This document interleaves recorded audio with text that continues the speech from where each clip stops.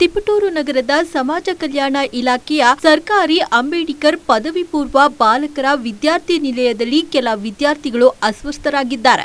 ನಿನ್ನೆ ರಾತ್ರಿ ತಿಪಟೂರು ನಗರದ ಸಮಾಜ ಕಲ್ಯಾಣ ಇಲಾಖೆಯ ಸರ್ಕಾರಿ ಅಂಬೇಡ್ಕರ್ ಪದವಿ ಪೂರ್ವ ಬಾಲಕರ ವಿದ್ಯಾರ್ಥಿ ನಿಲಯದಲ್ಲಿ ಊಟ ಸೇವಿಸಿ 120 ವಿದ್ಯಾರ್ಥಿಗಳ ಪೈಕಿ 9 ವಿದ್ಯಾರ್ಥಿಗಳಿಗೆ ವಾಂತಿ ಭೇದಿಯಾಗಿ ಅಸ್ವಸ್ಥರಾಗಿದ್ದು ಕೂಡಲೇ ಆಸ್ಪತ್ರೆಗೆ ದಾಖಲಿಸಿ ಚಿಕಿತ್ಸೆ ಕೊಡಿಸಲಾಗಿದೆ. ವಿದ್ಯಾರ್ಥಿಗಳು ಅಪಾಯದಿಂದ ಪಾರಾಗಿದ್ದು, ವಿಷಯ ತಿಳಿದು ಸ್ಥಳಕ್ಕೆ ಸಮಾಜ ಕಲ್ಯಾಣ ಇಲಾಖೆಯ ಜಂಟಿ ನಿರ್ದೇಶಕ ಕೃಷ್ಣಪ್ಪ ಹಾಗೂ ತಿಪಟೂರು ವಿಭಾಗಾಧಿಕಾರಿ ಸಪ್ತಶ್ರೀ ಮತ್ತು ಟಿಎಚ್ಒ ರಾಧಿಕಾ ಭೇಟಿ ನೀಡಿ ಪರಿಶೀಲನೆ ನಡೆಸಿದ್ದಾರೆ.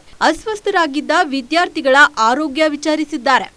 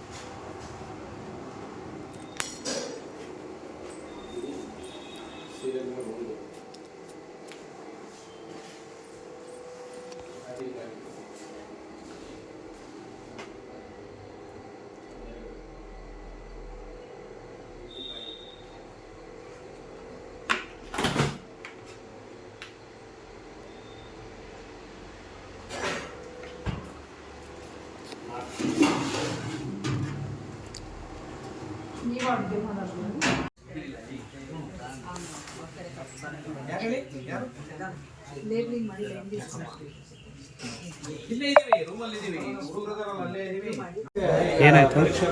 ನನಗೆ ಹೊಟ್ಟೆ ನೋವು ಬೇಜಾರಿತ್ತು. ಎಷ್ಟೊತ್ತಿನಾಗ ಏನಾಗಿ? ಊಟ ಆದ್ಮೇಲೆ ನನಗೆ ಬೇದಿ ಮೊದಲೇ ಮಧ್ಯಾಹ್ನದಿಂದ